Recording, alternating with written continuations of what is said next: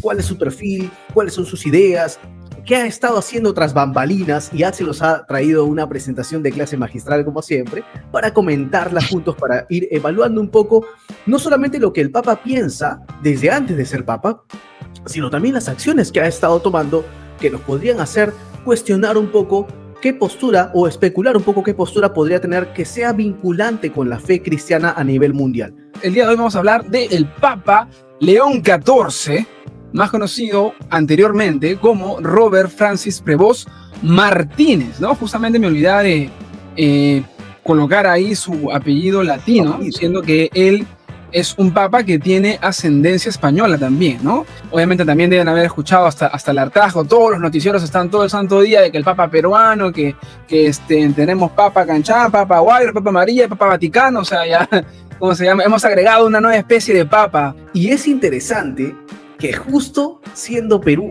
clave, hay un papa peruano. Él ha estado bastantes años acá en Perú, más de 40 años, por ahí 40 años casi, desde los 80s. Él ha estado acá en Perú, ha estado mayormente en lo que es en Chiclayo, también estuvo un tiempo en el Callao. Por eso por ahí mi viejo me mostraba una foto con su camiseta del Boys, ¿no? Que habían hecho ahí con inteligencia artificial. Ahí todo el mundo está que lo reclama, que es hincha de Alianza, de la U, y ya no saben ahorita qué de más. Audi. Sí, de Auris también. Entonces, tenemos acá que él es de origen agustino, ¿no? Porque él es parte de la orden agustina, y aquí es donde encontramos otro dato interesante, porque eso haría que tenga cierto paralelismo con Martín Lutero, ¿no? El monje, en este caso, de hace 500 años, que se atrevió a clavar sus 95 tesis en la puerta de la iglesia de Wittenberg para comenzar lo que sería la reforma protestante. La razón por la cual estamos haciendo este podcast, en realidad, porque si eso no hubiera pasado, no estaríamos acá muy probablemente.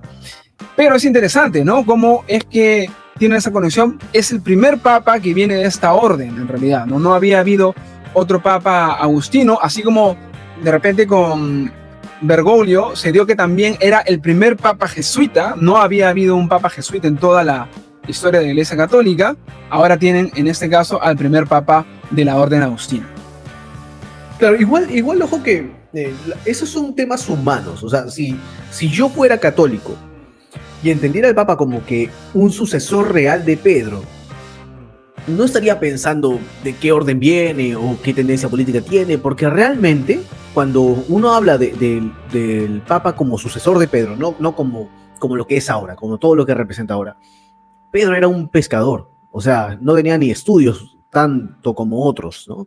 Entonces, no era tan importante eso, sino la revelación directa de Jesucristo para la persona, ¿no? Su experiencia personal, su vida y cómo se convirtió en un mártir realmente, o sea, que vivió por esto.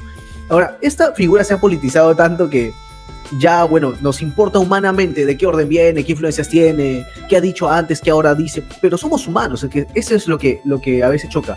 Hoy escuchaba en Latina, en la televisión, que alguien alababa a este papa, a Francisco, el anterior, mejor dicho, porque tenía una postura en la que si él se equivocaba, podía decir, me equivoqué, y resarcirse. Y yo decía, qué loco que alguien valore eso, siendo que supuestamente el papa es infalible, ¿no?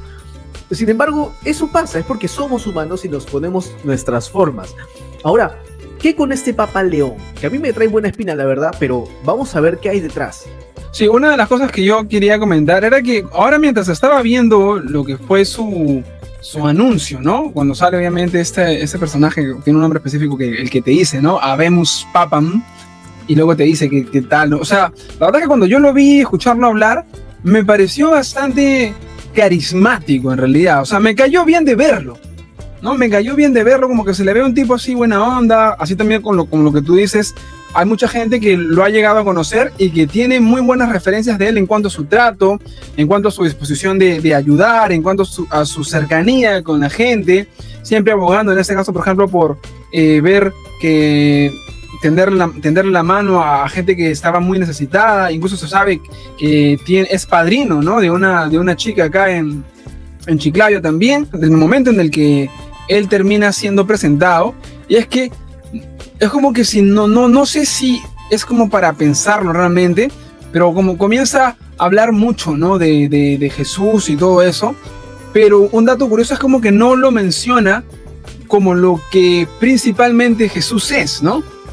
Habla de Jesús como un maestro, como una guía y ese tipo de cosas, pero no habla de Jesús como el Señor y Salvador, ¿no?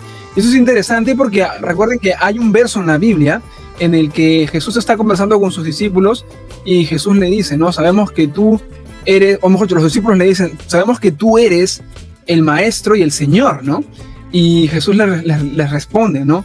Sí, han dicho bien, porque yo siendo el Señor y el maestro, como dándole el orden correcto, ¿no? Porque Él es primeramente Señor y luego es maestro y luego es las demás cosas, ¿no? Pero primeramente es el Señor, es el que salva, ¿no? Según lo que podemos encontrar obviamente en las palabras bíblicas.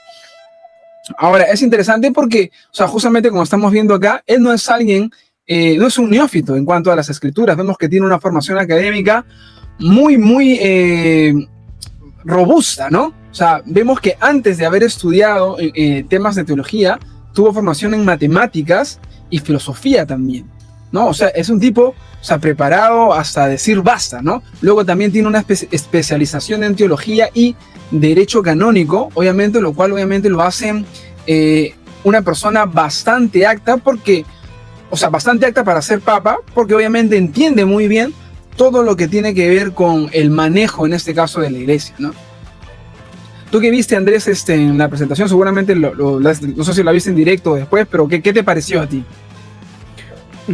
Igual me dio buena espina, como decía, obvio, saludó al Perú y todo, pero no se puede reconocer en verdad a una persona solo por lo que aparenta de primera instancia. Seguramente en el tiempo, al escucharlo, vamos a poder encontrar más aristas de las cuales especular, ¿no? Pero la verdad es que también debemos entender de que la figura papal no es independiente, es como un presidente realmente. Muchas de las cosas que un presidente dice no nacen de sus propias convicciones, nacen de los intereses que tiene a partir de que llega al poder. Nace de las situaciones que debe manejar a partir de la figura que representa, de las personas a su alrededor, de los pensamientos a los que tiene que consolidar o los que tiene que dividir. Entonces, yo no me fiaría mucho de las primeras palabras del Papa. Igual digo que me cayó bien, me da buena espina. No estaba muy seguro de si era peruano o no cuando empezaron a decir todo eso, pero bueno, bacán que lo sea. Ahora, me causa gracia que justo sea peruano en este momento, ¿no? Está bien interesante. Mi suegro hoy me decía, por ejemplo, que en su teoría, de que justo Perú es uno de los países que ha estado elevando bastante en cifras en la fe que deserta la católica, como que se vuelve más protestante. Entonces él decía, ¿será que por eso ponen a un papa en Perú para que corte esa subida de la iglesia protestante? Yo no sé. Habrá muchas teorías, pero de antemano te digo de que ya lo conoceremos en estos días verdaderamente. Sí, a ver, vamos en todo caso con la siguiente imagen.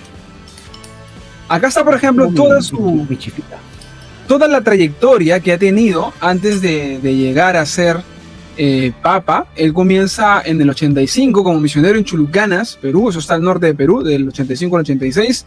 Luego del 88, año en el que yo nací, y creo que tú también eres del 88, ¿no, Andrés?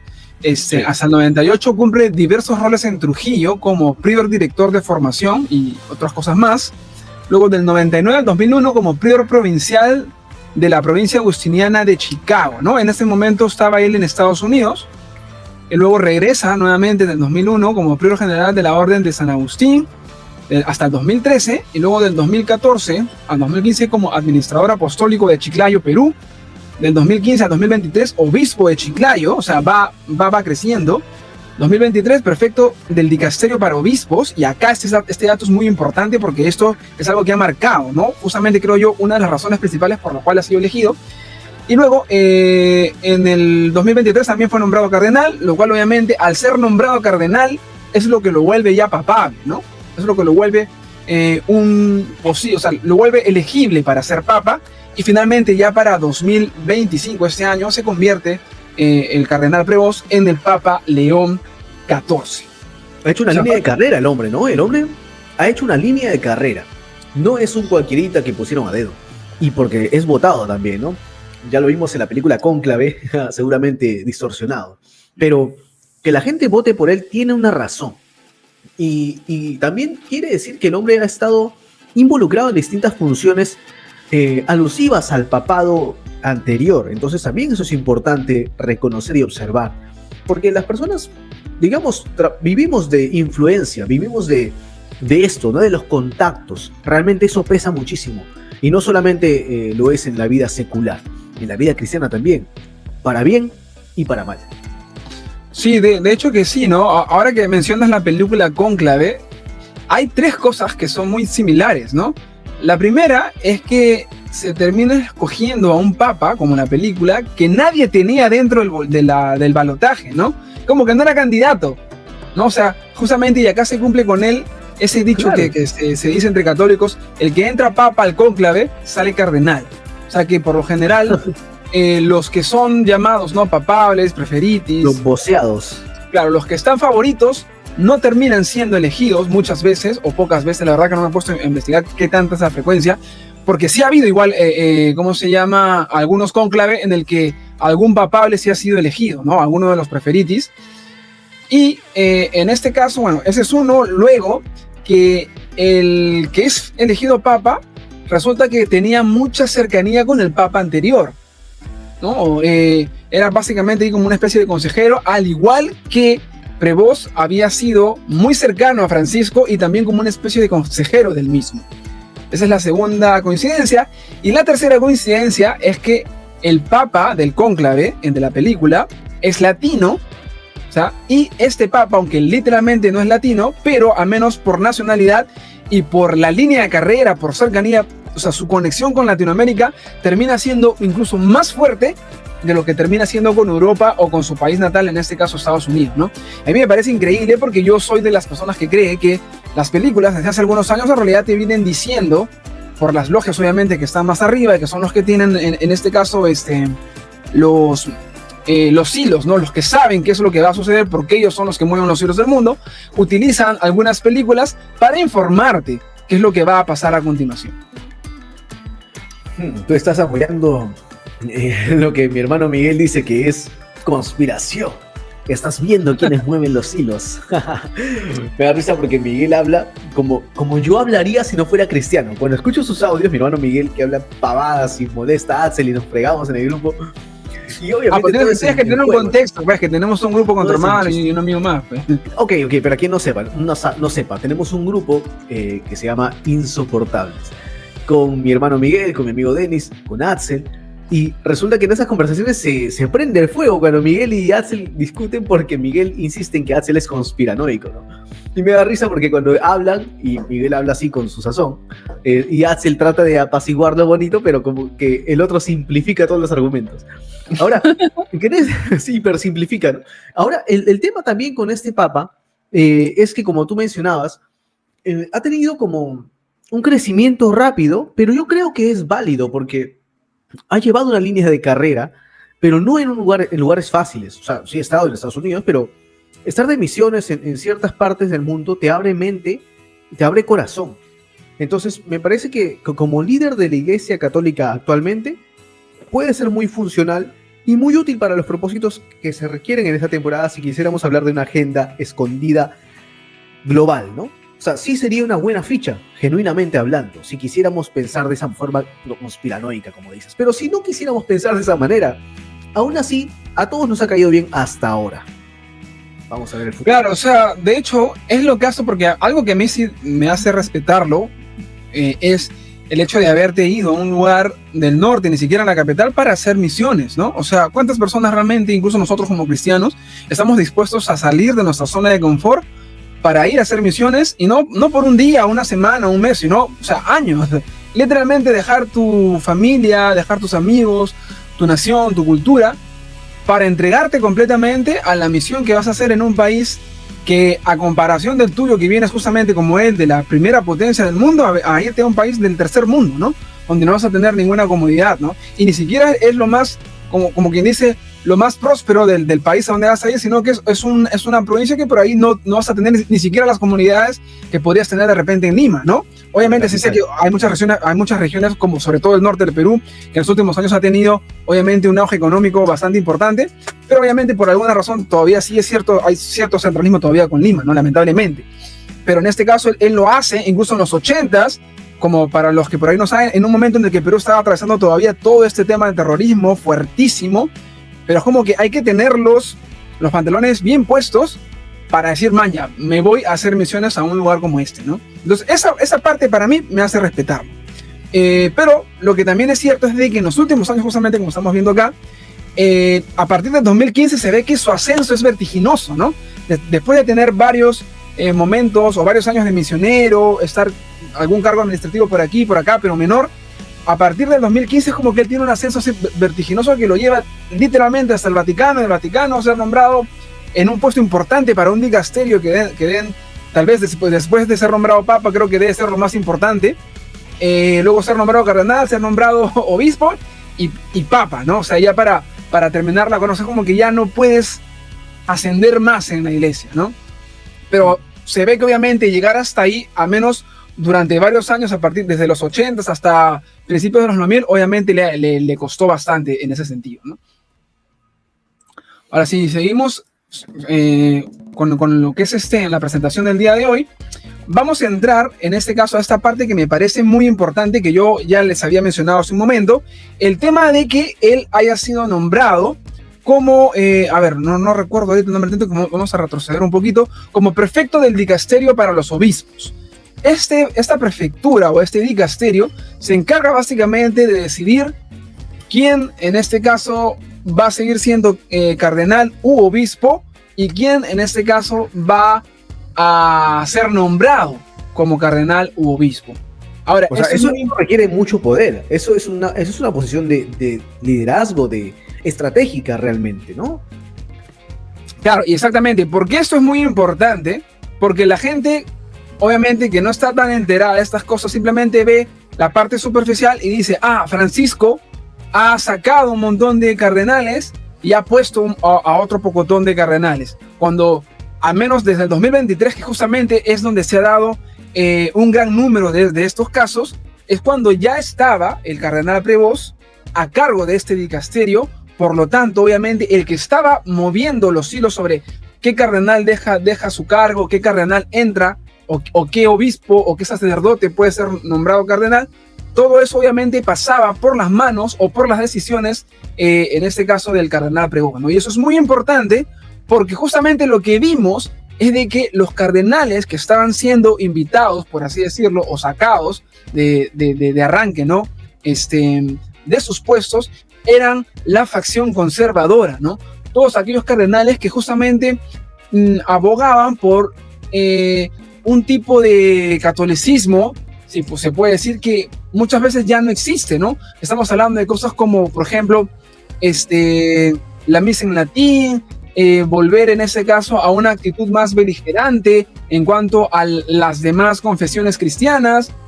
Por otro lado, también otras cosas que pueden ser por ahí más controversiales, como el tema de lo LGTB, la ordenación de sacerdotas, o sea, de mujeres, perdón, al sacerdocio, que son cosas que lo que hemos visto, ¿no? Desde el pontificado de Francisco, es como que obviamente la Iglesia Católica se mueve de manera en parte sigilosa, pero al mismo tiempo rápidamente hacia este tipo de posturas, ¿no? Y al mismo tiempo, por la contraparte, que se bajaban cardenales conservadores, se nombraban cardenales que estaban justamente en la línea de Francisco, ¿no? En esa línea más progresista, más abierta, más dialogante, más liberal, por así decirlo, ¿no?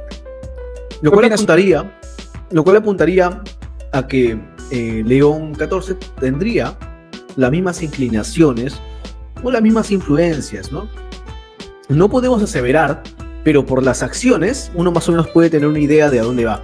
Ahora, recordemos también que en esta posición estratégica no se trabaja solo o no se hace las cosas solo. No es el último decisor, entonces debe haber una serie de influencias alrededor. Sin embargo, es bueno saber qué tendencia tendría el Papa y que podría influenciar la cultura, porque este hombre está en la cúspide de la influencia de la cultura religiosa a nivel mundial, en verdad, al menos en Occidente, ¿no? Así es. Vamos avanzando acá hablamos ya de algunas de las posturas justamente, y esto es interesante, ¿no? Justamente se lo comentaba Andrés mientras todavía estábamos preparando las cosas para el directo, porque lo que vamos a ver acá es las posturas en cuanto a las cuestiones controversiales, ¿no? En este momento, dentro de la iglesia, pero que vamos a ver que por un lado, él, cuando le preguntan sobre el tema, dice una cosa, pero luego cuando se trata de llevar a la práctica lo que está diciendo, parece más bien irse o hacer lo contrario de lo que en su momento estaba diciendo, ¿no? Por ejemplo, ¿no? En cuanto al tema de la ordenación de mujeres al sacerdocio, ¿no? Él dice, ¿no? Que en este caso no está a favor de esto. No, o sea, como que mantiene la postura de que los sacerdotes solamente deberían ser hombres. Eso es lo que él responde cuando le preguntan. Pero en la práctica, justamente cuando ya ha estado como prefecto del dicasterio, él lidera una reforma que incluyó a mujeres en un proceso clave tradicionalmente masculino que tiene que ver justamente con la elección de cardenales. Como que dentro de todo ese proceso, él incluye mujeres para que puedan participar, puedan opinar, cosa que nunca se había visto en toda la historia de la iglesia. Entonces, como que te dicen, no, pero por otro lado ya te voy metiendo a las mujeres por acá, ¿no? Y obviamente esto puede ser controversial porque obviamente entendemos que la Iglesia Católica tiene una postura bastante firme en cuanto a esto, pero entendemos, por ejemplo, para nosotros como cristianos que en mucho de las ramas del protestantismo, o sea, las mujeres tienen un papel mucho más activo y en muchas congregaciones ya están llegando también a ser pastoras, algunas veces incluso hasta pastoras principales de algunas congregaciones, pero obviamente sigue siendo incluso también, aún dentro de los evangélicos, un tema controversial porque por ahí que las ramas más antiguas, ¿no? Las ramas más reformadas son las que todavía se muestran más reticentes a que una mujer justamente pueda ocupar un puesto pastoral o peor aún, ¿no? Un puesto de pastorado principal dentro de una iglesia. O sea, ahora mismo en el tema de la mujer en el liderazgo todavía, aún dentro de la iglesia cristiana protestante, es polémico. Hay iglesias todavía que son más reacias, otras que no, pero sabemos que en la iglesia católica eso está por sentado de que no ocurre. Pero yo creo que si, imagínate, el Papa tratara de promulgar algo así, de liderazgo de la mujer, o por último, al menos de que los sacerdotes puedan casarse, podría ser sumamente beneficioso.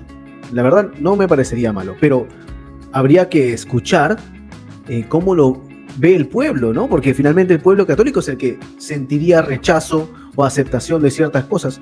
Y la verdad es que a veces por limitar ciertas posiciones, expones a la gente a otras cosas peores. Sí, yo creo que sí, ¿no? O sea, hay ciertas cosas que yo creo que sí serían buenas. En este caso, como darle más apertura, obviamente, a las mujeres para que puedan participar. Completamente de acuerdo contigo, o sea, permitir que los sacerdotes se puedan casar, porque al final de cuentas, aún la misma iglesia reconoce que esa no es una definición infalible. Entonces, dentro de las mismas reglas de la iglesia, es algo que bien en un momento se adoptó, pero que se podría dejar, ¿no? De hecho, de paso, mucha gente puede pensar tal vez de que esto fue una cuestión netamente piadosa, pero lo cierto también es de que una de las razones principales por las cuales se adoptó el tema del celibato para el sacerdocio fue porque en su momento, como los bienes pertenecían o estaban administrados por los mismos sacerdotes, esos que tenían hijos, muchas veces lo que pasaba era que había problemas con el tema de la herencia y que al ser hijos de los sacerdotes que tenían en su poder las posesiones de la iglesia, como que había ese tema de que no, o sea, que se heredaban a los hijos y no, como que no era lo ideal, ¿no? Que las propiedades de la iglesia pasaran a herencia de los hijos. Entonces como que se comenzó también, no era la única razón, pero sí fue una de las razones por las que comenzó a exigirse ese celibato para que los hijos de los sacerdotes, en este caso, no heredaran los bienes de la iglesia, ¿no? Pero bueno, pasando ya a otro tema. Pero antes que pase, aguanta. Quiero que la gente, pues, que pueda ver ese video no piense que eso es solamente pura especulación, ¿no? Vamos a mostrar un poco este versículo porque es importante. En 1 Corintios 7:8, el versículo que estoy mostrando en pantalla, el apóstol Pablo dice esto, ¿no? Este es un consejo para los que no son casados y para las viudas. Es mejor que sigan sin casarse. De este versículo muchos se han agarrado diciendo, ya, mejor no se casen, ¿no? Como yo, dice Pablo. Pero si no se pueden controlar, es mejor que se casen, pues es mejor casarse que estarse quemando, ¿no? Que quemarse.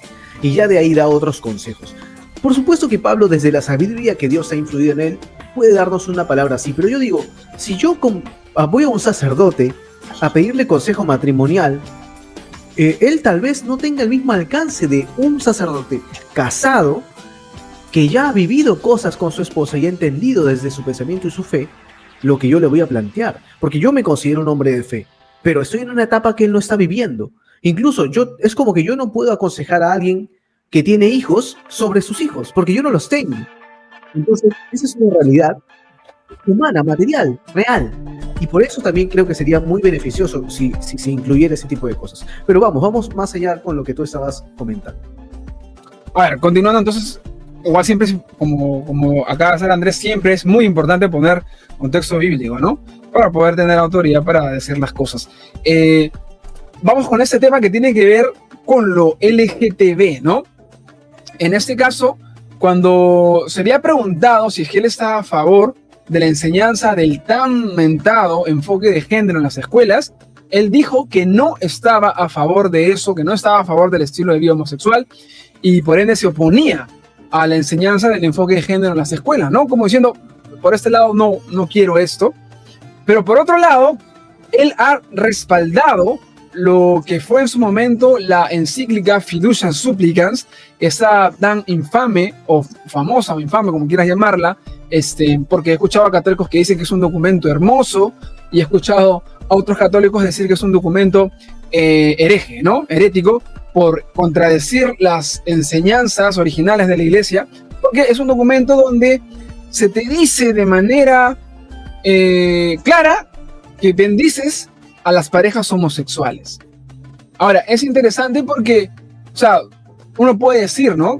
Puedo bendecir a todo el mundo, porque al final de cuentas, yo puedo decirle Dios te bendiga al borracho de la esquina, puedo decirle Dios te bendiga, de repente a un, como justamente dijo el mismo Papa Francisco, ¿no? Yo puedo bendecir a un empresario corrupto y puedo decirle, de repente tengo un amigo que tiene una, en este caso, opción LGTB, y si mi amigo lo puedo bendecir también, o sea, le digo Dios te bendiga, y no significa necesariamente que yo estoy aprobando sus estilos de vida o las malas decisiones que pueden estar tomando. Ahora, claro, esa es la posición centrada, digamos. Claro, pero el tema es que el documento no dice que vamos a bendecir a todas las personas, sean esto o lo otro. El documento dice, vamos a bendecir a las parejas, como si de manera ambigua o ya como que ahí vamos abriendo la puerta para decirte, vamos a bendecir las uniones homosexuales. Y siendo que tenés, obviamente, en Alemania, el ala de la Iglesia Católica que de manera, no sé si decirlo arbitraria o incluso en contra de lo que se supone que son las enseñanzas oficiales de la Iglesia, está casando por lo bajo parejas del mismo sexo, está bendiciendo parejas del mismo sexo, está metiendo allá sacerdosas, o mejor dicho, mujeres a sacerdocio, incluso algunas que son abiertamente también LGTB. Hay, o sea, por ejemplo, en la misa se ve que agarran y ponen, ¿cómo se llama? Donde está el mantel, donde se supone que se hace la consagración del pan, el vino, la hostia, tienen en lugar del típico mantel, ¿no? Que se suele tener en las iglesias, tienen la bandera LGTB, ¿no? Y en Alemania ves todo eso, y uno dice, vaya, ¿cómo esto es posible? Se supone que acá todos son, ¿cómo se llama? Católicos, deberían mantener la misma doctrina, pero, o sea, es como que pasa eso, pero a ellos no les dicen absolutamente nada, y ya vamos también a tocar ese tema, porque hay un tema económico de por medio, ¿no? La iglesia alemana es uno de los 3 pulmones principales a nivel económico de la iglesia católica, juntamente con Italia y juntamente con Estados Unidos. Entonces, es interesante, ¿no? Cómo es que por un lado te dicen, no quiero enfoque de género, pero por otro lado apoyas un documento que estaría ahí como que de manera ambigua bendiciendo ya la unión de parejas homosexuales. ¿Qué opinas, Andrés? Que es lo caso porque igual también en las marchas, las feministas que rompen cosas y tiran echan graffiti, van a las iglesias católicas a romper los ídolos, a romper las estatuas, las fachadas. O sea, cuando la iglesia católica más bien los está apoyando de alguna manera, ¿no? Entonces es como raro porque es una contradicción de esas feministas o de estos grupos LGBT que atacan a las instituciones religiosas pensando que los van a mandar al infierno. cuando realmente no todos son así y no todos están haciendo eso. Ahora, sería interesante pensar, conversar sobre esto. Me gustaría que hagamos en algún momento algún episodio entrevistando a alguien tal vez, de cuál sería la solución o cuál sería la propuesta para una pareja homosexual o para una persona homosexual que se considera en esa condición, que se ha encontrado en esa condición y que le está costando tener una relación con Dios porque la cultura cristiana no está hecha para aceptar a una persona como esa.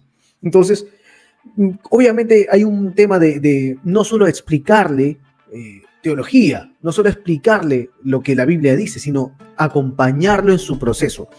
Pero sería interesante saber cuáles son las herramientas con las que la iglesia cristiana, católica o protestante cuentan para poder bendecir a esas parejas o a esas personas. Pero bendecirlo desde la manera que tú dices, ¿no? Como uno que bendice a cualquier persona. Porque yo tengo amigos que son homosexuales y los bendigo, o sea, todo el tiempo, ¿no? Que les vaya bien, que conozcan a Jesús. Como tengo amigos que no son homosexuales y también los bendigo y que conozcan a Jesús porque tienen igual de pecados. Claro, tienen otro tipo de pecados, tenemos, ¿no? O sea, todos claro, tenemos ese tipo de pecados. Claro, y eso es justamente, ¿no? Para tratar de dar un punto de vista en cuanto a este tema. O sea, a veces, por ahí que tuvimos el concepto, ¿no? De que la homosexualidad era un pecado, más pecado que otros pecados, ¿no? Como ese meme que dice, ¿no? Cuando todos los equipos peruanos de la Libertadores pierden, ¿no? Que están participando en Libertadores pierden, y luego sale uno riéndose del otro que le dice, mi derrota es menos derrota que tu derrota, ¿no? Qué ridículo y vergonzoso. Que sale un cristiano que está pecando, que por ahí está fornicando, que está en otros temas ahí también de inmoralidad sexual, y le dice, mi inmoralidad sexual es menos inmoralidad sexual que tu inmoralidad sexual, ¿no? O sea, en realidad es lo mismo, ¿no? Porque para efectos, en este caso o sea, delante de Dios, de la justicia que Dios demanda de las personas, o sea, el que es homosexual y el que está fornicando o el que está metido en cualquier otra inmoralidad sexual está condenado en realidad. Y lo único que finalmente tenemos para poder estar delante de Dios es básicamente la gracia, o sea, que viene a través de la fe en Jesucristo en realidad, ¿no? Claro, entonces, la única diferencia, y seguro lo conversaremos más adelante más extenso, ¿no? Pero la única diferencia entre tú, yo y un chico que se encuentra en una condición homosexual es que él peca distinto que nosotros y que probablemente las consecuencias sean también diferentes, ¿no? En cuanto a enfermedades, en cuanto a traumas, asuntos psicológicos, ¿no? Es diferente, por ejemplo, caer en masturbación o que caer en robo. O sea, las consecuencias son las diferencias entre los pecados, pero para fines salvacionistas o para fines de la relación con Dios, Él puede derramar su gracia sobre cualquier persona, sobre ti y sobre mí, ya lo he hecho, y yo me consideraba recontra desgraciado y pecador. Así que, bueno, continuemos claro, con las diapositivas. Continuamos, entonces.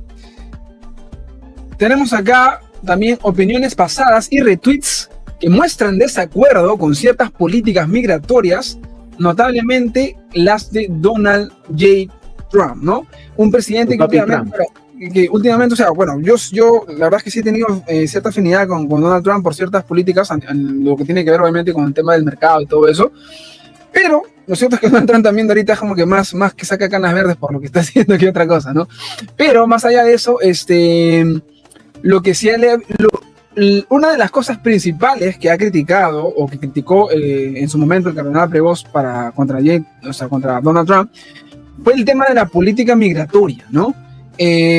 Siendo también que mientras que él todavía estaba aquí en Perú, se mostró en favor o mostró en este caso palabras de apoyo para los migrantes venezolanos en Perú, ¿no? Él como que tiene esa política de puertas abiertas, ¿no? Él es en este caso, o va a ser un papa que en ese sentido va a ir también en la misma línea que Francisco, en ser un pro migración, ¿no? Y lo cual yo particularmente estoy a favor de la migración. Yo creo que es importante cuando una persona puede moverse de un lugar a otro con la intención obviamente de trabajar, porque creo que en ese sentido puede aportar bastante al país, ¿no?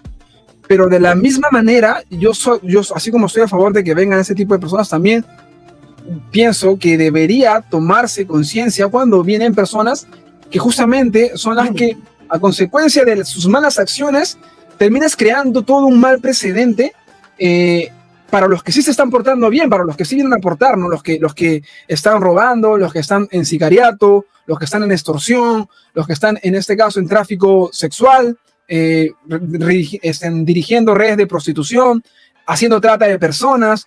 O sea, todo eso obviamente es atroz y no se debe permitir, y o sea, no se debe permitir ni de peruanos ni de ningún otro en realidad, ¿no?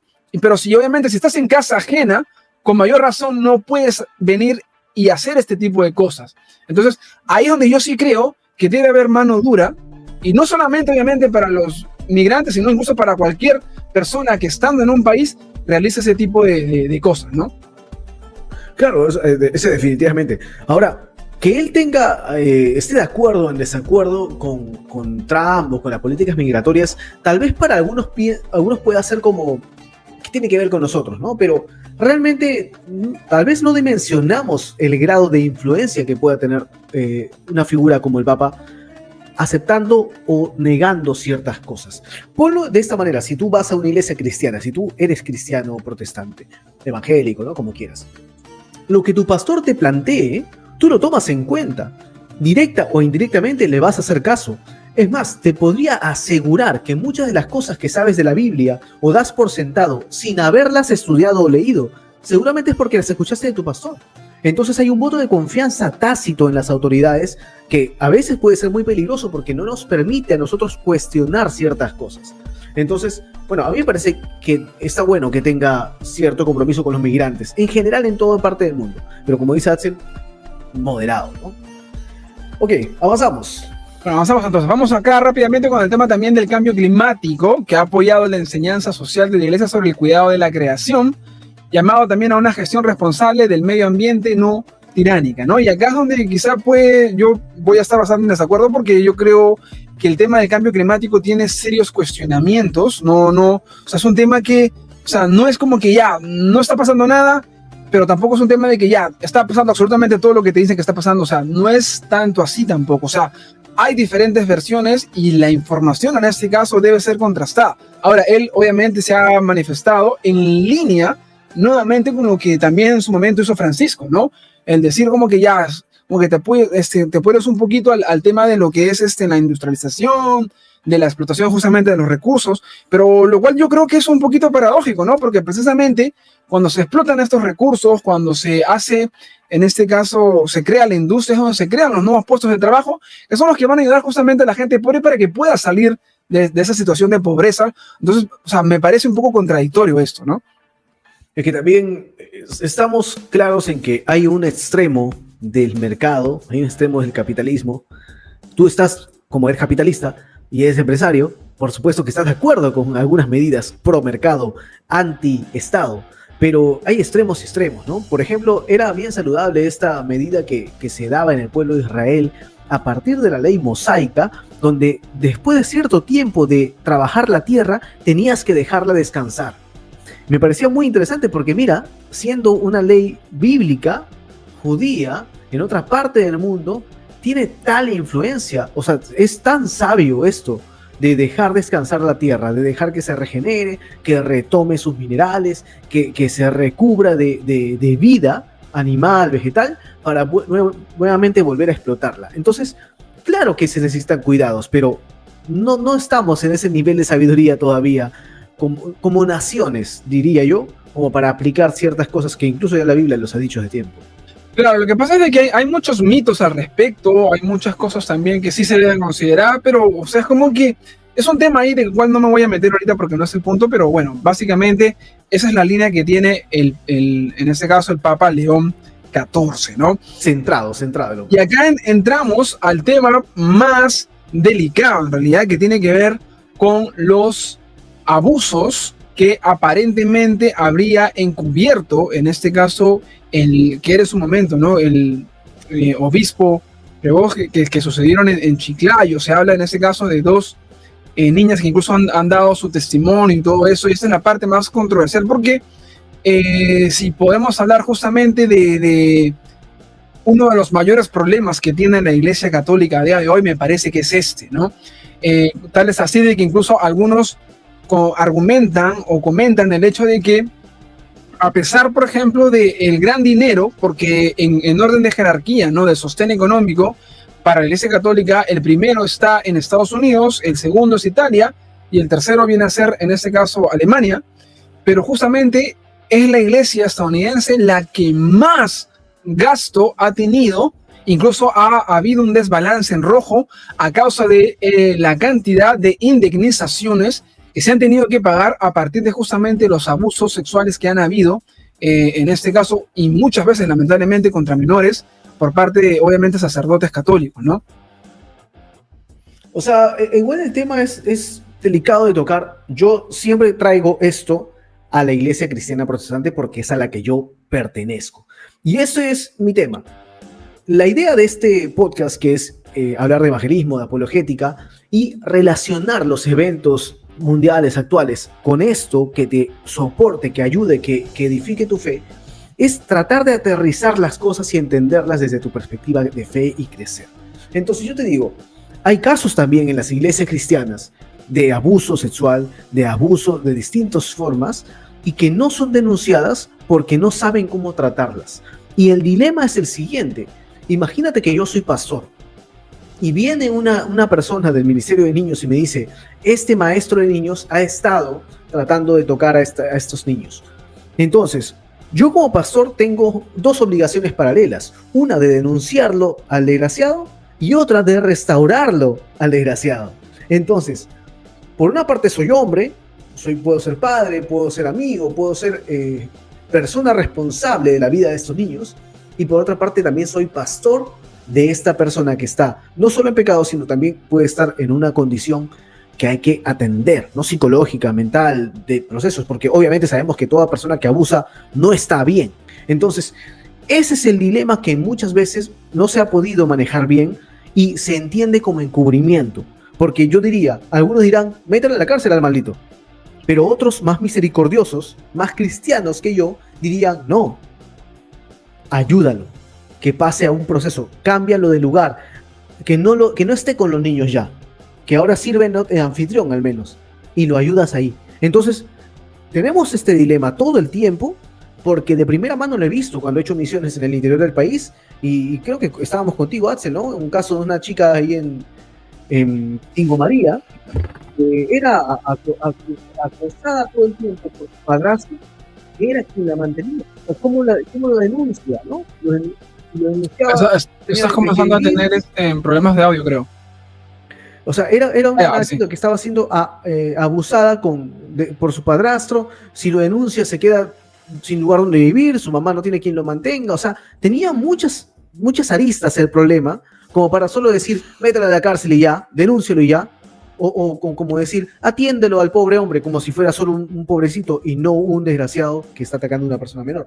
Entonces, yo analizaría mejor esos casos, pero quiero dejar sobre la mesa el hecho de que en cualquier comunidad de fe, club, organización, grupo de personas, puede haber esos casos y siempre va a haber ese dilema, sobre todo si somos gente de fe.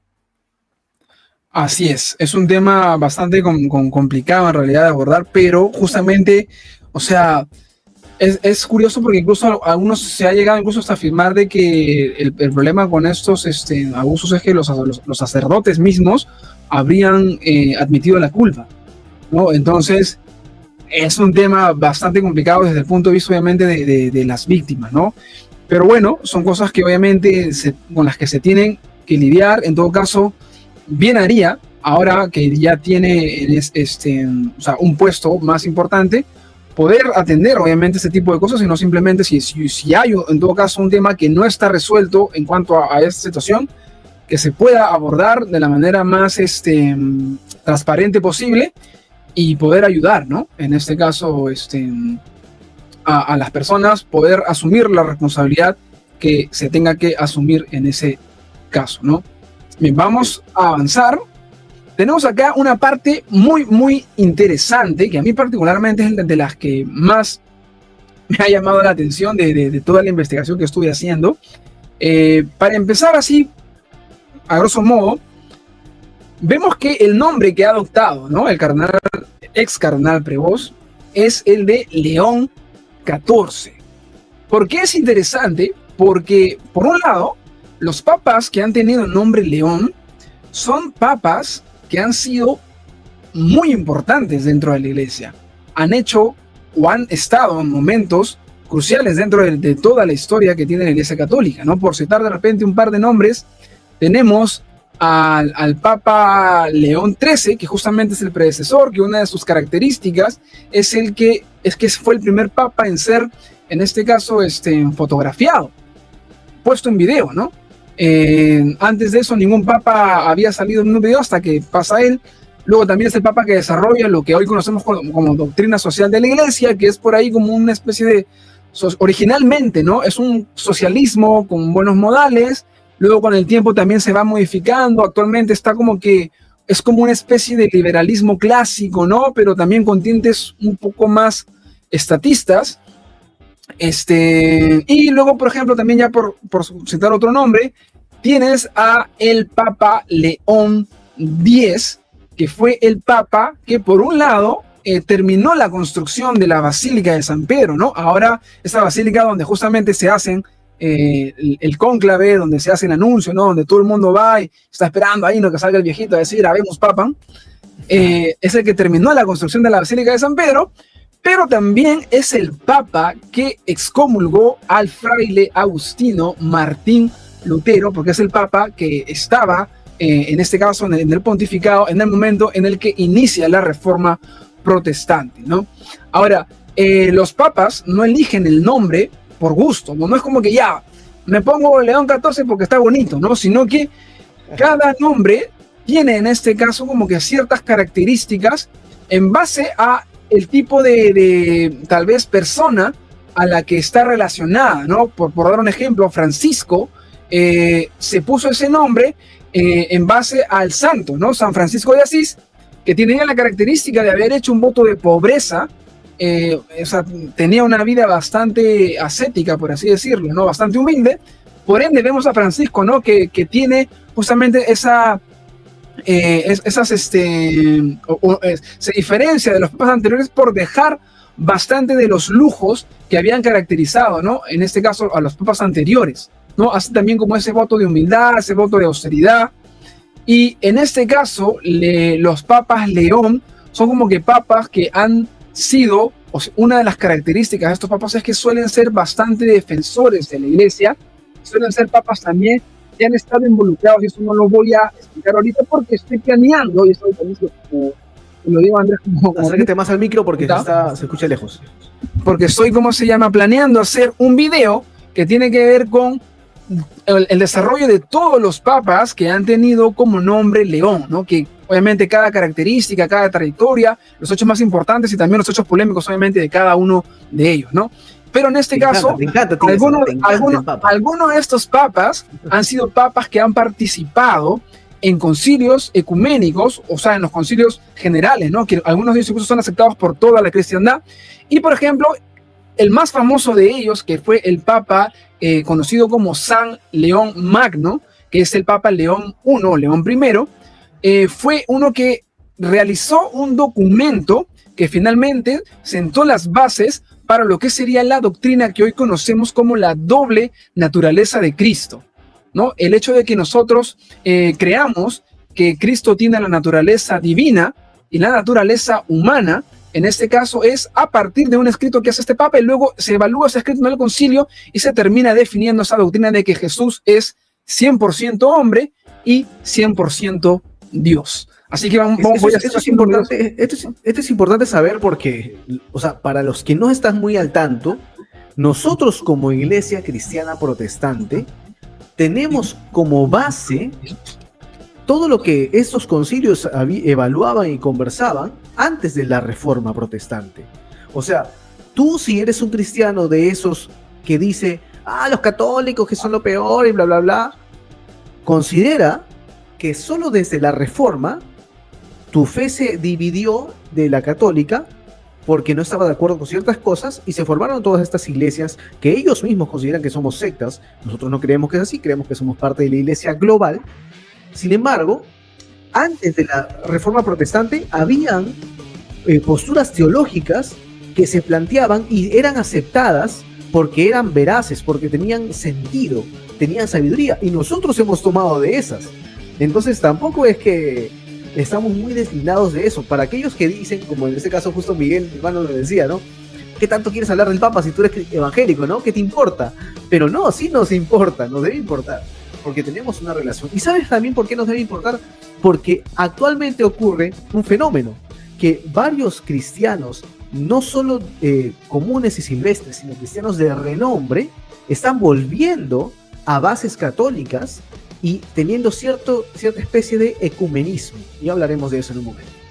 Sí, vamos a estar hablando de eso. Así que bueno, ya sabes, te prometo sacar este video acá en un par de días, me parece, más tarde estoy sacando ese video. Así que espero pues que me puedas dar también tu apoyo. Avanzamos entonces. Vamos acá a la parte que justamente el hermano de Andrés Miguel diría que es la parte más conspiranoica del directo de hoy. En este caso, tiene que ver con el hecho de que Perú es clave y la elección del Papa ahora León XIV, ¿no? Acá yo voy a plantear una teoría que es mi teoría, en este caso, del por qué habría sido elegido el cardenal Prevost como Papa, ¿no? Y va de la siguiente manera, ¿no? Yo soy de los que cree que Perú es un país que está a puertas de convertirse en una potencia de la región.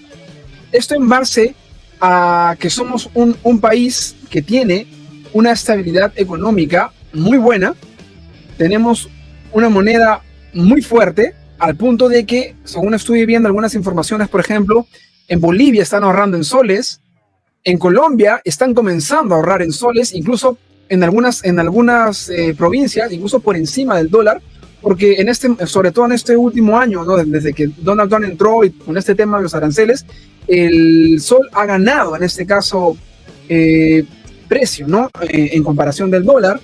Por otro lado, sobre todo. Sí, en confianza. Lo que viene también a partir de que ya se ha inaugurado el puerto de Chancay, que es el primero de otro megapuerto que también se habla de que se va a inaugurar también en los próximos años, el megapuerto de Coríos, que es un megapuerto también importante, porque los megapuertos no los puedes poner en cualquier lugar y eso te permite tener un tipo de comercio, te permite recibir un tipo de barcos mucho más grandes de lo que podrías tener en cualquier puerto que no es considerado en este caso un megapuerto. O sea, no es que, por ejemplo, ya Perú abrió su megapuerto ahorita, ya mañana Chile en competencia va a abrir un megapuerto. No puede hacerlo porque tiene que haber las condiciones geológicas indicadas para que puedas poner un megapuerto. Ahora, este megapuerto particularmente va a generar que prácticamente todo el comercio de Sudamérica pase por Perú hacia la parte de Asia, ¿no? Y sobre todo lo que tiene que ver obviamente con el gigante asiático China, con Japón, con las Coreas, que son obviamente mercados muy atractivos económicamente. Eso está generando al mismo tiempo una red de trenes que va a hacer que haya un dinamismo económico muy pero muy importante en la región. Eso también también, y por último cerrando, con el hecho de que Perú está teniendo muchos acuerdos, por ejemplo también a nivel lo que tiene que ver con el tema armamentístico, se van a comenzar a construir armas, tanques, submarinos, aviones, porque tenemos un convenio con Corea para que ya, yo creo que ya se comenzó a instalar, en este caso, en la fábrica de armas, que va a ser, en este caso, de la tecnología coreana, pero que va a tener una sede aquí en Perú, y se ha hecho un acuerdo similar con Rusia, ¿no? De tal manera que también toda la tecnología coreana y mucha de la tecnología rusa se va a comenzar a fabricar directamente en Perú. Entonces, todo este escenario te plantea que Perú está a puertas de convertirse en una nación económicamente muy, pero muy importante. Ahora, yo te he dado una explicación así que tiene que ver con un tema netamente económico. Tú me preguntarás, ¿y qué diantres tiene que ver esto con el Papa, no? He mencionado anteriormente, o más temprano en el directo, que la Iglesia Católica, en este caso, está teniendo o le da mucha prioridad al tema económico, ¿ya? Y sobre todo porque está teniendo, como ya dije, problemas en Estados Unidos, que a pesar de ser su principal bastión económico, está en rojo precisamente por la cantidad de indemnizaciones que se tienen que pagar por el tema de los abusos. Por otro lado, están cediendo a ciertas cuestiones que tienen que ver con lo LGTB, con Alemania, porque Alemania sigue siendo también otro de los bastiones económicos de la Iglesia Católica. La Iglesia Católica tiene, obviamente puede tener muchas cosas positivas, pero lo que no se puede negar es que sigue siendo un ente político. Históricamente lo ha sido, y este momento no es diferente. O sea, es un Estado. El Vaticano es un Estado que tiene cuentas, es un Estado que tiene inversiones, es un Estado que tiene un banco. O sea, a nivel económico es muy poderoso en realidad. Ahora, ¿cuál es el tema con Perú? Perú es un país que, justamente como mencionaba Andrés, está perdiendo muchos fieles católicos y al mismo tiempo está ganando muchos fieles que que son en este caso cristianos, protestantes, cristianos evangélicos. Ahora, la pregunta es, ¿no?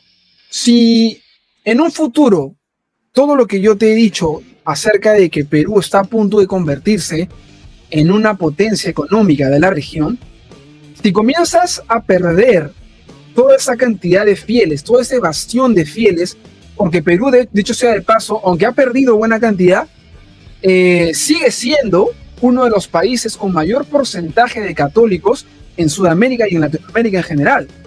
Ahora, tienes a un país que se está convirtiendo económicamente en un país poderoso, pero al mismo tiempo estás perdiendo fieles en ese país.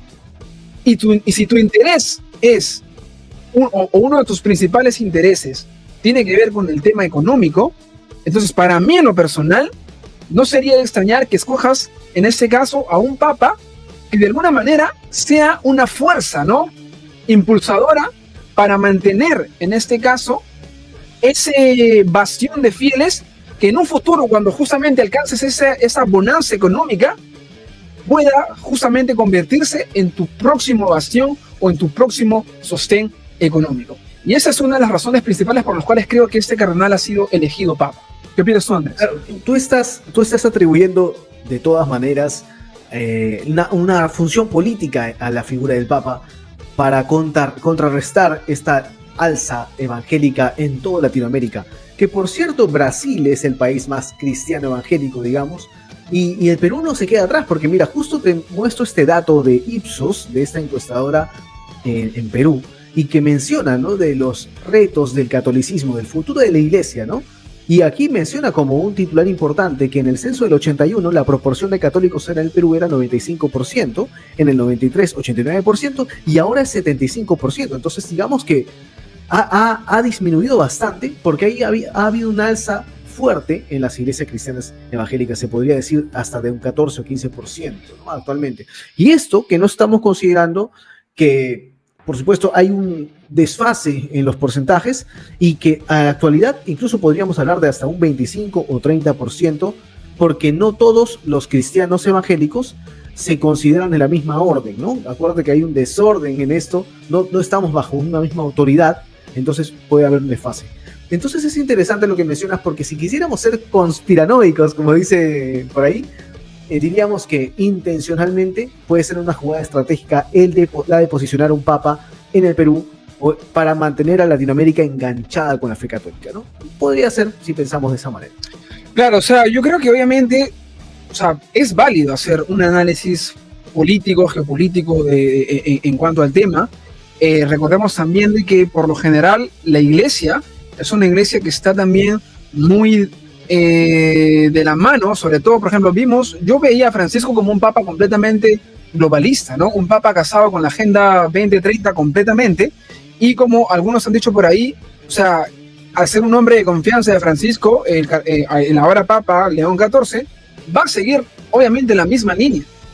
Con el dolor de los conservadores católicos, el catolicismo que ustedes estaban esperando o que están añorando, o sea, no va a volver, lamentablemente para ustedes. Ahora, Perú, al mismo tiempo, es uno de los países que le ha plantado más cara al tema de la ideología de género.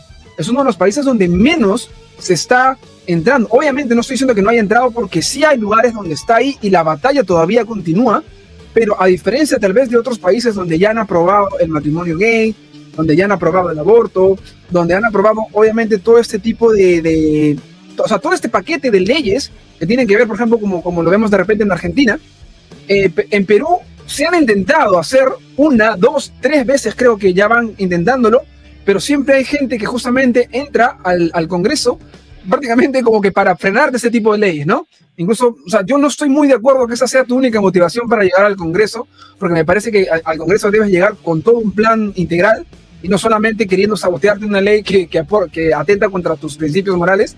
Me parece que ese tampoco es el camino. Pero lo cierto es de que los que están al frente de esta batalla contra este tipo de ideologías globalistas son precisamente el ala evangélica, no tanto el ala católica, porque muchos católicos actualmente en realidad les importa un copino en todo esto, ¿no? Al católico de pie en realidad ni siquiera le importa realmente quién sea o no sea el Papa, porque ellos van a seguir viviendo su vida como siempre en realidad. Y de hecho, eso refiriéndote a los no practicantes, obviamente. A los que no conocen del todo su fe, o sea, de hecho por eso muchas veces les gustaba un Papa como Francisco, porque él iba más a tono de lo que el movimiento o el mundo secular de alguna manera va tomando esa postura más globalista, ¿no? Más open mind, entre comillas. Entonces, obviamente, la idea es poder justamente también escoger un Papa que esté en la misma línea de Francisco, que tenga esos nexos con Perú, como para también te impulso, obviamente, esta agenda dentro de este país que de alguna manera me va a escuchar más a mí. ¿Por qué? Porque hay algo muy cierto, ¿no? A la gente le importa más quién lo dice que lo que dices. Si de repente yo te digo, yo soy tu amigo, soy tu pataza del alma, y yo te digo cualquier cosa, es más probable que tú me creas solo porque soy tu pata y no porque sea cierto. Ahora, si yo de por sí ya te caigo espeso, te caigo Quaker, te caigo Coca-Cola, o sea, soy un cargoso de la patada, y yo te digo algo, te lo digo de la manera más estructurada, con la mejor evidencia, es menos probable que tú me vayas a creer solo porque yo te caigo mal ya de antemano. Entonces, si tienes a un Papa que es carismático, que apoya todo este tipo de cosas, es muy probable que sea una voz autorizada más para impulsar también este tipo de ideologías dentro de la región y un país en este caso que se ha plantado fuerte en contra de todo esto, ¿no? Ahora, vamos a ver ahora en el tiempo, en el futuro, qué apoya y qué no apoya el Papa. Igual yo quiero que sepas, más allá de que si eres católico o cristiano evangélico, que el hecho de que tú te involucres en estos asuntos realmente hace una diferencia. O sea, no es poca cosa que nos involucremos en esferas de poder para poder influenciar la sociedad, porque es importante tener una postura también moral respecto a ciertas cosas. Ok, vamos, avanzamos, ya estamos terminando. Sí, estamos ya en las últimas, creo que 2, 3 diapositivas. Esta parte creo que va a ser un poquito más rápida. Bueno, ¿cómo esto termina afectándonos a nosotros como cristianos evangélicos, ¿no? Yo creo que hay dos aspectos que uno puede considerar. Por un lado está la parte netamente espiritual. Obviamente cada uno de nosotros, como cristianos evangélicos, no es que la elección de un papa u otro papa realmente vaya a cambiar mucho nuestra vida espiritual, porque nosotros, a decir verdad, no nos regimos por lo que el papa pueda decir o no pueda decir realmente. Nosotros tenemos nuestras iglesias donde congregamos, nuestros grupos de oración, nuestros grupos de compañía, nuestro grupo de compartir, nuestros estudios bíblicos. O sea, no nos vamos a ver influenciados por lo que el Papa diga o no diga. O sea, esto a nivel personal en nuestra fe. ¿Cómo se van a dirigir las iglesias evangélicas? ¿Cómo nos vamos a dirigir nosotros en este caso en nuestra vida? Porque nosotros no estamos sujetos al Papa y eso es algo muy claro que tenemos que tener, ¿no? Ahora, eso es por un lado a nivel personal, pero por otro lado vemos esta tendencia que creo que en estos últimos años, por ahí que a veces se da, a veces no se da, pero lo cierto es de que sobre todo en el siglo XXI hemos tenido algunos líderes cristianos que se han manifestado como que al intentar tener un acercamiento con la Iglesia Católica. Ahora, en lo personal, yo veo que esto es problemático, porque uno no puede caminar junto de la mano con, en este caso, una persona con la que tiene serias diferencias. O sea, de hecho, lo vimos netamente con Pablo y Bernabé, que tuvieron ellos una diferencia, incluso siendo del mismo pueblo, ¿no? Porque en ese tiempo todavía no había esa diferencia de denominaciones, pero tuvieron algunas diferencias que de tal manera que ya no pudieron caminar juntos, aunque luego obviamente también hubo una reconciliación y todo eso. Pero en un momento esa diferencia los hizo que caminaran separados, Pero por otro lado, ¿no? El tema con la Iglesia Católica es que más allá, yo sé que la Iglesia Católica tiene esa apertura al diálogo, pero lo cierto es de que por ahí que los dogmas principales siguen siendo un escollo en este caso para cuando intentas dialogar justamente con la gente católica que de alguna manera está más formada en su fe. Porque si tú hablas, por ejemplo, con el católico de a pie, el católico nominal, que son lamentablemente para los católicos la gran mayoría, y tú le vas a hablar, por ejemplo, de la infalibilidad papal, vas a hablarle de repente del purgatorio, vas a hablarle tal vez incluso hasta de ciertos principios morales, o sea, no tiene idea realmente de qué es lo que enseña su iglesia. Y tal vez incluso sea más fácil compartirles el evangelio a ellos, porque realmente simplemente como que es como que una apertura más para ellos hacia el lado espiritual, ¿no? Incluso muchos de ellos tienen creencias un poco sincretistas en realidad. Claro, y yo voy a eso también. O sea, mi pensamiento respecto a ese tema con la perspectiva de un cristiano hacia un católico, de un evangélico hacia un católico, es que yo creo que como personas debemos ser abiertos al diálogo con todos, siempre, así como fuera tu familia, como fuera una persona en la calle. Puedes hablar, puedes conocerte, puedes entablar un diálogo, pero otra cosa es como institución formar un proyecto de vida, ¿no? Formar un proyecto en común. Eso es lo que puede ser un poco, no sé, que se puede desvirtuar en el camino. Digo, como un ejemplo, yo como persona independiente puedo juntarme en la calle con muchas personas con el fin de inspirar fe en ellos. No importando de qué fe sean ellos, yo puedo inspirar fe en ellos. La fe que creo que es la correcta, ¿no? Y ellos también van a inspirar cosas en mí, las que sean. Y eso está bien. Pero una cosa es que lo haga yo como independiente y otra cosa es que lo haga con mi iglesia. Si yo soy un pastor, tomo mi iglesia, yo como representante de toda una comunidad, de un grupo, y lo aboco a eso, yo creo que ahí es problemático porque no estaría cuidando el corazón de todas las personas, no estaría considerando lo que implica como testimonio que mi congregación, mi institución como organización se acerque a otra e intente amalgamarse, y eso es lo que creo que se ve problemático. Hace unos días vi un post donde criticaban a Jesús Adrián Romero porque estaba cantando en una iglesia católica. No me parece malo que cante Adrián Romero en una iglesia católica. Lo que me parece malo es que la gente lo critique por eso. Entonces digo, no todos los que hacen cosas en relación a la fe católica están actuando mal, realmente. Más bien peor actúa quienes lo están criticando.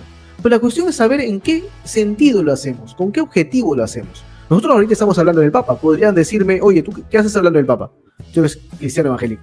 Pero hay una razón, hay un objetivo de orientar tu fe, de darte inspiración, de llevarte a darte una postura y de llevarte a reflexión, a que tú tengas un pensamiento crítico sobre el tema. Entonces por ahí va la cosa. Ahora, eso de también que tú puedes hacer cuidado con quienes nos juntamos, yo entiendo por una parte que tiene que ver con la gente que tiene una postura completamente distinta, pero estamos de acuerdo en que muchos católicos que sí son practicantes de su fe tienen una cultura muy evangélica. Prácticamente son protestantes y no se han dado cuenta. Y conozco varios que me dicen, yo soy católico, vivo mi fe, oro, tengo una relación con Dios, me cuido, congrego, leo la Biblia. Es más, no estoy muy de acuerdo con ciertas cosas del Papa, o los rituales o la idolatría. Prácticamente chicos evangélicos no se han dado cuenta. Y entonces es solo un tema de nomenclatura prácticamente. Lo que tú estás mencionando tal vez aplica un poco más en cuanto a personas que honestamente creen cosas que están erradas bíblicamente. O sea, en este caso, este verso que yo pongo acá, de 1 Corintios 15:73, que tiene que ver, o sea, tengan cuidado con quién andan, porque las malas juntas corrompen las buenas costumbres. Ahora, yo lo que veo actualmente, y a veces es porque quizá no somos tan conscientes del poder que pueden tener tal vez las redes sociales, ¿no? O sea, lo que se ha visto a partir de más o menos de la década de los 90 es justamente algunos casos de gente que tenía hasta cierto punto cierto nombre, que ha tenido justamente conversiones al catolicismo, y que una vez que sucede eso, no es como que inocuo, ¿no? A partir del momento que sucede eso, luego se convierten automáticamente en los paladines del catolicismo contra el protestantismo.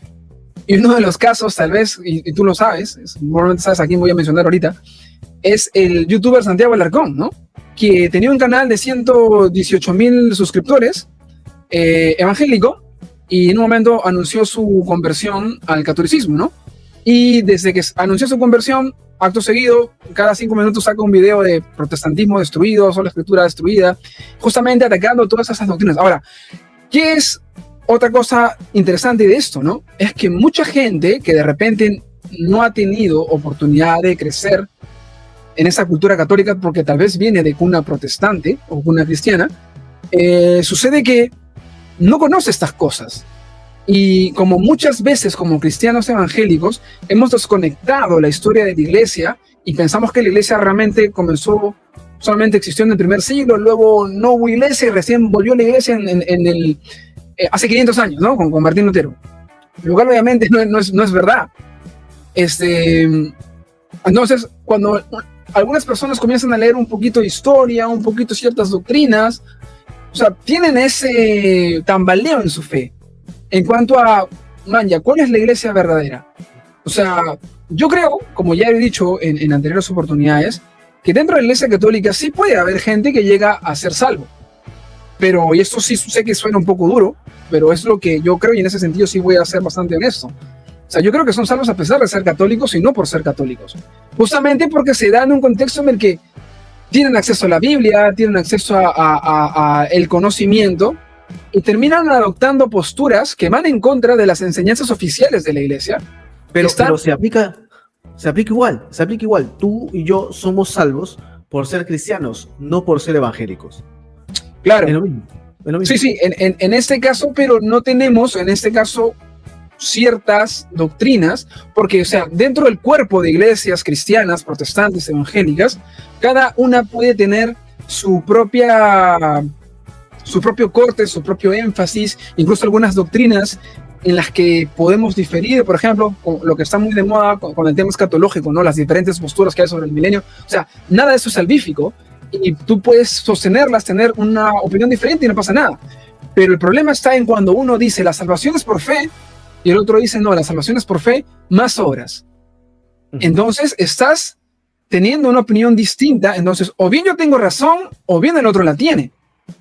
Y como dijo alguna vez, en ese caso alguien a quien yo admiro mucho, William Webster, uno puede darse el lujo de estar equivocado en todas las doctrinas de la Biblia, menos en una, que es el tema de la salvación. Y ahí es donde justamente tenemos una diferencia con la Iglesia Católica, por la cual obviamente, si no, no habría problema. O sea, yo te pregunto, Andrés, ¿tú te harías católico ahorita? No tendría ninguna razón, pero seguramente si es que hubieran un orden respecto a esas doctrinas salvíficas, sería lo mismo. Prácticamente yo me considero católico, porque católico es la verdadera iglesia, ¿no? Claro, o sea, hablando obviamente del catolicismo romano, ¿no? O sea, obviamente no. Si hay un cristiano evangélico acá, obviamente diría que no. Tal vez podríamos comenzar a tener un diálogo diferente si viéramos que tal vez la iglesia renuncia a los dogmas, por ejemplo, la forma en que ellos entienden la salvación, y a declarar en este caso al Papa como un ente infalible o como una persona infalible, ¿no? Como el único autorizado para definir, en este caso, las doctrinas o decirte cómo debes interpretar la Biblia. Que justamente claro, es un... El problema de la Iglesia Católica es que como se ha institucionalizado tanto, o sea, ya ha llegado un punto que ha construido tal estructura que ya no es purista como antes. Por eso, si tú eres católico, debes evaluar por qué hay una iglesia protestante, o sea, por qué hay un grupo que protesta contra el statu quo de la Iglesia Católica.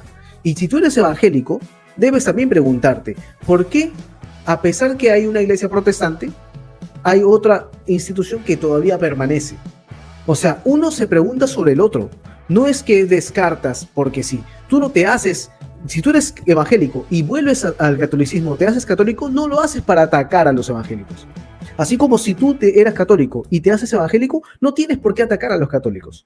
O sea, no tiene ningún sentido, porque conozco muchas señoras intercesoras, guerreras de oración, que odian la iglesia católica como si fueran demonios. O sea, no, escúchame, son mucha gente que honestamente está buscando en su fe a Jesús. Así que tampoco podemos caer en esto, ni de un lado ni del otro. Y me vas a decir que soy tibio, y me vas a decir que soy un conciliador, y de que por qué no tomo una postura radical como tú, binario, pero así yo pienso.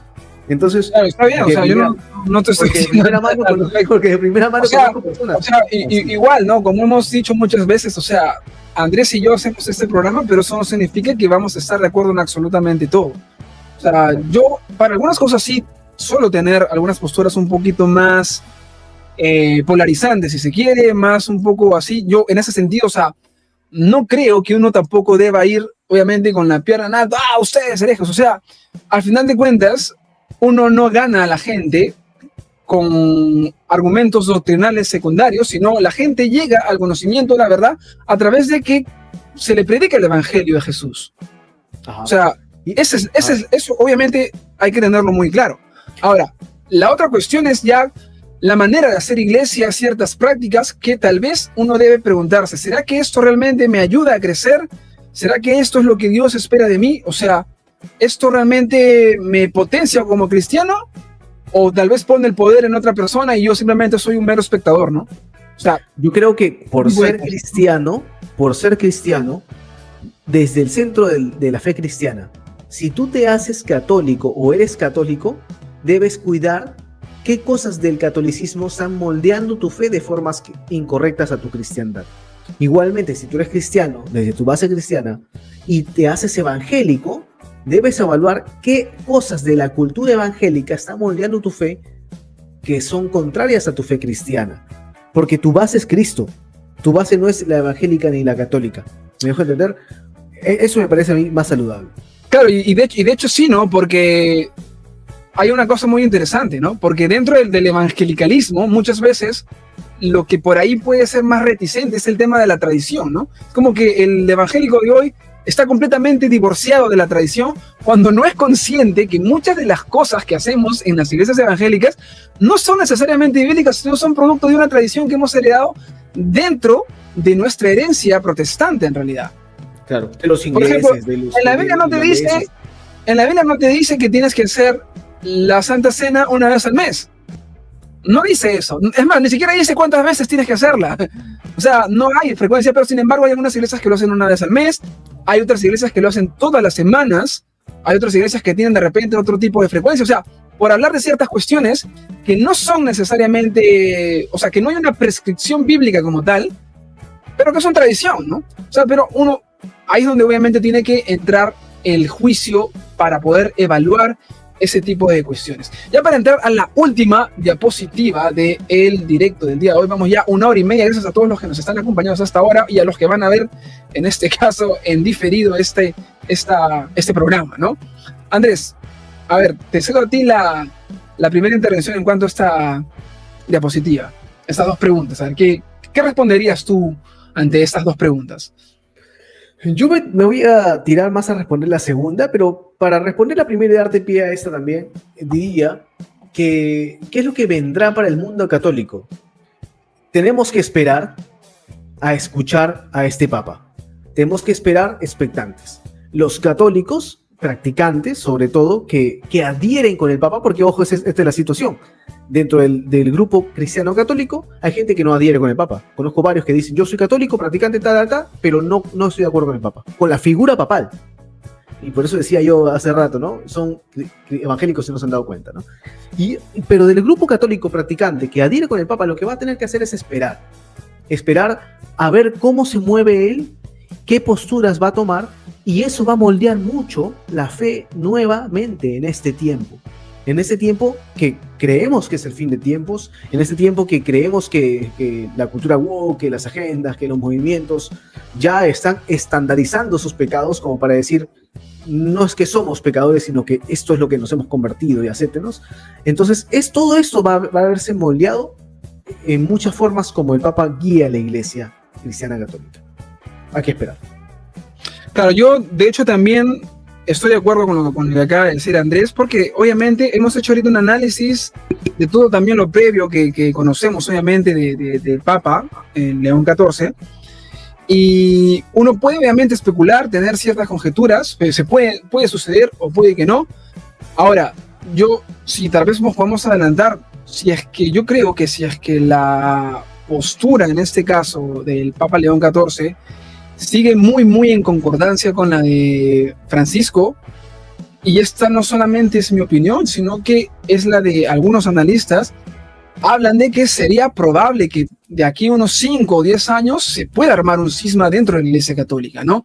Así como sucedió post Vaticano I, cuando se definió lo que es la infalibilidad papal, que hubo un grupo llamado, o que se hizo llamar los veterocatólicos, que no estaban a favor de que se promulgara ese dogma, se separó de la Iglesia y ahorita son conocidos como la Iglesia Católica Palmariana, ¿no? Para los que por ahí no conocían ese dato. Wow. Y algunos están diciendo eso, y yo creo que sí, ¿no? Que es muy probable que eso pueda pasar si es que este Papa mantiene una línea. Ahora, habría que ver si es que realmente hace eso. No lo podemos asegurar, pero yo creo que sí hay buena probabilidad de que eso suceda, a juzgar por lo que ha venido sucediendo, ¿no? Ahora, eso también ocasionaría obviamente que tendríamos un éxodo bastante grande de lo que vienen a ser católicos, ¿no? Ahora, todo aquel que está fuera de la Iglesia Católica por antonomasia se convierte en un protestante, aunque no forme parte quizá del grupo evangélico como tal, ¿no? Ahora, yo quiero decir que eso pasa por lo siguiente. Volviendo a la pregunta que hice hace rato, ¿no? O mejor dicho, al cuestionamiento que te planteo, si es que tú escuchando eres católico, que al preguntarte por qué hay tanto protestante, date cuenta que es por esto. La gente que ha protestado en la Iglesia Católica, o sea, lo que dividió la Iglesia Católica, fue un grupo de gente al que le importaba tanto el ser fiel católico, que dijo, están haciendo las cosas mal. O sea, eso es lo que pasa. Un protestante no es más que un católico que dijo, la institución está demasiado radical en ciertas cosas y demasiado soft en ciertas otras que están fuera de la Biblia, y protestamos contra esto. O sea, nos importa tanto. Y creo que la razón por la que la Iglesia Católica todavía no se ha dividido más es porque no hay tanta gente a la que le importe tanto. Entonces, este grupo que se dividió, que tú mencionas, que es un buen dato, es probablemente gente piadosa, gente católica que le importaba a su fe crecer espiritualmente, y que en un momento dijo, oye, estamos metidos en una estructura que no nos está funcionando para crecer. Y eso ocurre ahora mismo en la Iglesia Católica y también en la Iglesia Evangélica. Claro, y para dar un dato que puede dar un poco más de luz en cuanto a esto, ¿no? O sea, mucha gente piensa que lo que pasó con Martín Lutero y el resto de reformadores hace 500 años es de la actitud de un monje que se creyó más sabio que todo el mundo y simplemente agarró y dijo, ya, ¿sabes qué? Yo abro mi propia iglesia, ¿no? Entonces, eso no fue así, ¿no? Porque los reformadores eran gente que tenían estudios, o sea, no era una persona de a pie que de alguna manera se creyó iluminado, no era gente que habían sido gente que por un lado habían sido gente educada dentro de la iglesia, y por otro lado, cuando ellos hacen todo esto, no lo hacen con el fin de dividir la iglesia, sino de literalmente, como su mismo nombre lo dice, sino de reformarla. La evidencia de eso es que cuando luego se comienzan a escribir las confesiones de fe de cada una de las ramas, como por ejemplo la confesión de fe de Londres, de Westminster, lo que uno puede ver ahí es de que ellos no creían que habían fundado una nueva iglesia, sino que ellos que pensaban que eran la continuación de la Iglesia Católica, pero de la manera correcta. O sea, ellos se seguían considerando católicos desde el punto de vista de que católico significa universal, ¿no? O sea, desde el punto de vista en que el término, era usado correctamente. Ahora, es lo caso porque uno de los principales adalíes justamente de esta iglesia veterocatólica o la iglesia palmariana era, en este caso, un tipo de nombre Dollinger, que en su momento era considerado como que la persona más erudita en lo que era historia de la iglesia para la época del Vaticano I. Y él escribe un libro. ¿Sabes qué? Sería chévere hacer un episodio solo hablando de ese caso, ¿eh? Me parece muy interesante. Sí, claro, y de hecho él escribe un libro en el que se dedica a refutar por qué el Papa nunca fue infalible. Y se supone que él era la más alta autoridad en historia de ese momento. Y sin embargo, no debe ser difícil, ¿eh? Refutar eso, la verdad. Claro, o sea, se requiere mucho conocimiento de historia, ¿no? Pero al punto es de que en realidad él plantea eso, pero como no tenía él obviamente el poder de decisión, finalmente el concilio juntamente con el Papa deciden defender el dogma, pero hay mucha gente que está de acuerdo con Dollinger y le sigue obviamente, y se van y forman en este caso la iglesia palmariana, ¿no? Después del Vaticano I. Entonces, pero ellos no piensan que están formando una nueva iglesia, sino lo que piensan es, ya, nosotros somos la continuación de la verdadera iglesia católica, pero para efectos del mismo, la iglesia católica con el Papa y el colegio cardenalicio a la cabeza sigue funcionando como tal, es a la que el mundo reconoce como la oficial, mientras que el resto, al igual que Martín Lutero, los luteranos, presbiterianos, palmarianos, católicos ortodoxos, católicos coptos, para el Papa y el Colegio Cardenalicio son simplemente gente que protesta, protestantes en realidad. No gente que son disidentes que están por fuera. O en este caso, como ahora les dicen a partir del Vaticano II, los hermanos separados, ¿no? Entonces, y ya para cerrar, ¿no? La pregunta es, ¿cómo debería en todo caso responder el evangélico como tal, ¿no? Yo creo que es un tiempo en el que, no de manera,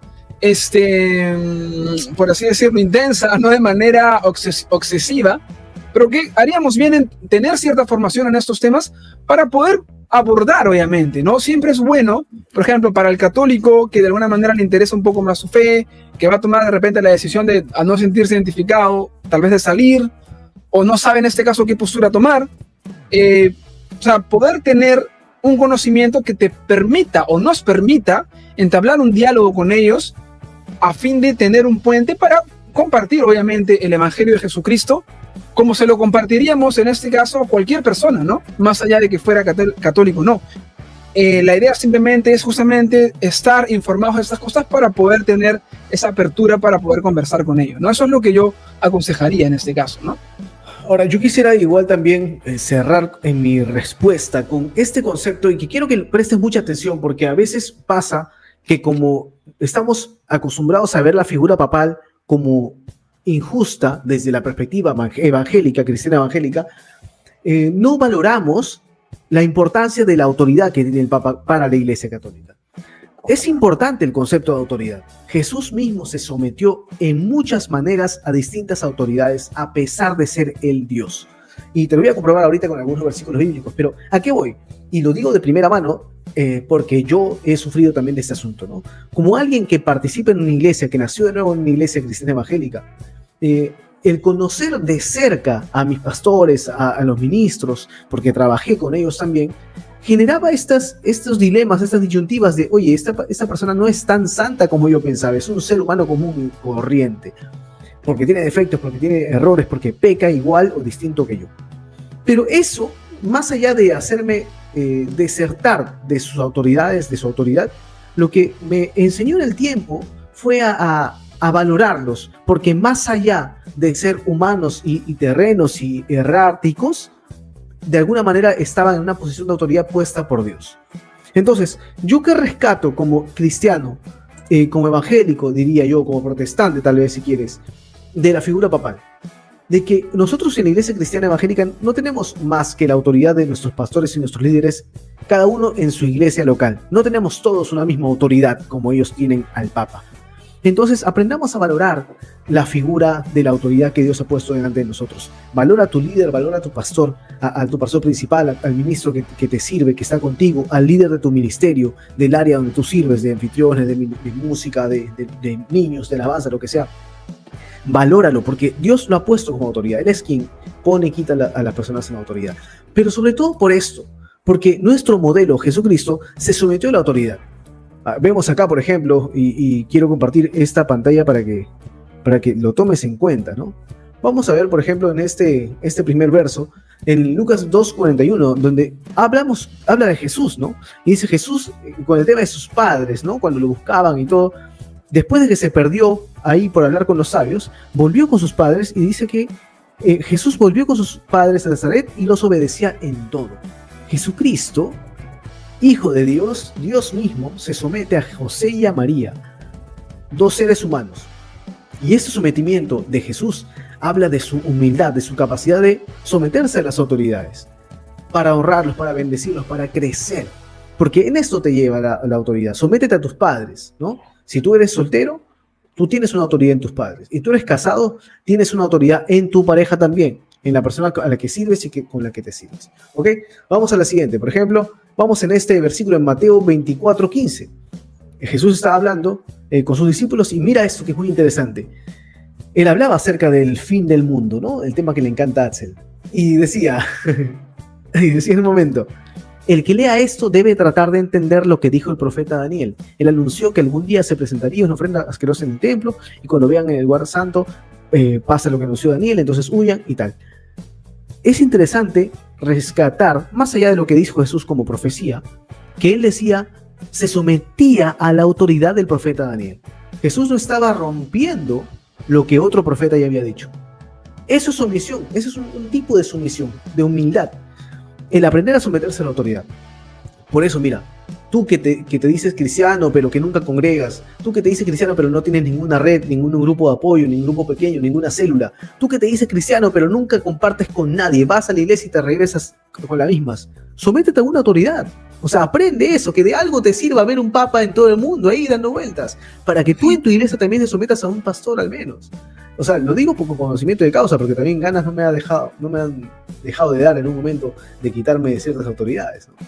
Ahora, hay otro versículo como Juan 5:19, dice, Jesús les aseguró que yo, el Hijo de Dios, no puedo hacer nada por mi cuenta, solo hago lo que veo que Dios, mi Padre, hace. Obviamente Jesús se somete a la autoridad del Padre también. Él enseña con su vida a someterse a ese nivel de autoridad. Vamos a un verso más, Juan 13:5 también. Él se sometió, digamos, de alguna manera a sus discípulos, no como que ellos fueran autoridad de Jesús, sino con el hecho de mostrar desde su autoridad como maestro, que aún él puede servir a otros como sus discípulos. Entonces, si nuevamente teníamos un amigo en común, Axel y yo, y no voy a decir su nombre por amor a él, que decía, no es necesario que yo vaya a la iglesia, no es necesario congregarse, me junto con ustedes a la salida de culto para verme, porque eso es hacer iglesia, ¿no? Entonces, malacostumbrándose a pensar de que como la iglesia es la gente, bueno, voy a salir a comer a Bembos con ellos después del culto. No, la iglesia no es solo la gente con la que compartes cosas absurdas seculares. La iglesia también es la gente con la que tú te reúnes para orar, con la que te reúnes para crecer espiritualmente, para ayunar, para tener ejercicios espirituales, para adorar a Dios en comunidad, para abrir tu corazón, para decir tus problemas, que te sirva el concepto de autoridad, para entender que tú necesitas someterte a una autoridad y ser humilde como Jesús al punto de lavar los pies de sus discípulos. Y mira este penúltimo versículo, Mateo 17:24. Jesús se sometía a la autoridad estatal, ¿no? Le dice a Pedro, toma, anda, abre la boca al primer pez que encuentres, encontrarás una moneda, paga mi impuesto y el tuyo. Paga sus impuestos Jesús, y le pagaba encima al de Pedro, ¿no? Eso es lo que a mí más me cuesta, someterme a las autoridades que encima me piden impuestos de cosas que ni hacen. La SUNAT, por ejemplo. Y finalmente, siempre estoy desgraciado, me cobran de todo. Es más, la vez pasada me ha llegado una papeleta de estar mal estacionado en una cochera. Y es mi cochera. O sea, yo estaba alquilando un departamento en San Borja, me hacen papeleta por estar estacionado en mi cochera. Y yo estoy reclamando hace como 2 años y no me la quitan. Cólera me da. Y aún así me cobran impuesto. Y finalmente, el último versículo que quiero compartir contigo, para que no digas que no somos bíblicos, Filipenses 2:6 es el más importante acerca de someterse a la autoridad que Jesús hizo, ¿no?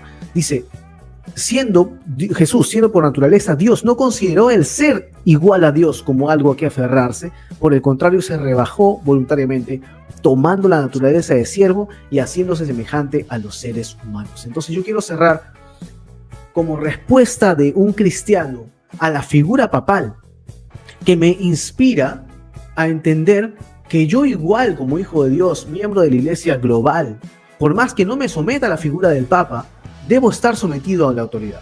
Debo buscar estar bajo autoridad, bajo cuidado pastoral. No tiene que ser perfecto mi pastor, no tiene que ser lo máximo, santo, puro. Lo que tiene que ser es ser una persona centrada en la fe, honesto, buscando, hombre de fe, porque de él puedo aprender. Entonces, estemos ahí en liderazgo, si no estás siendo parte de una comunidad, si ya te acostumbraste desde la pandemia a ver el servicio solo por internet, no estás haciendo iglesia, no estás juntándote con nadie. O sea, es como que no fueras cristiano prácticamente. Busca congregarte con alguien, reúnete, llama a un amigo, dile, oye, juntémonos para orar, ven con tu esposa a mi casa, tomamos lunch y oramos. Algo te va a servir, te va a fortalecer, te aseguro. Si tienes una cola ahí en la cara, ¿qué es eso? Esto es. Me salió una cola, dije yo. Okay. Bueno, ese fue el tema de hoy, muchachos, chicas, chicos, y quienes vean el video después. Muchas gracias por acompañarnos en toda esta hora y 50 minutos, que me parece excesivo, pero Axel dice que no, así que normal. Los queremos un montón. Oramos para que este proyecto siga creciendo y sobre todo para que quienes escuchan sean bendecidos con lo que estamos diciendo. Sí, igual déjanos alguna pregunta, algo que por ahí te gustaría en lo que podamos profundizar, o de repente algún otro tema que te gustaría que toquemos en el futuro. Igual gracias a todos por acompañarnos el día de hoy. Ya lo saben, nosotros somos Andrés y Axel. Esto es el podcast Influyente, que viene gracias a el Ministerio de Pasión Urbana. Así que danos tu pulgar arriba, suscríbete al canal y nos vemos en el próximo video. Chao. Chao.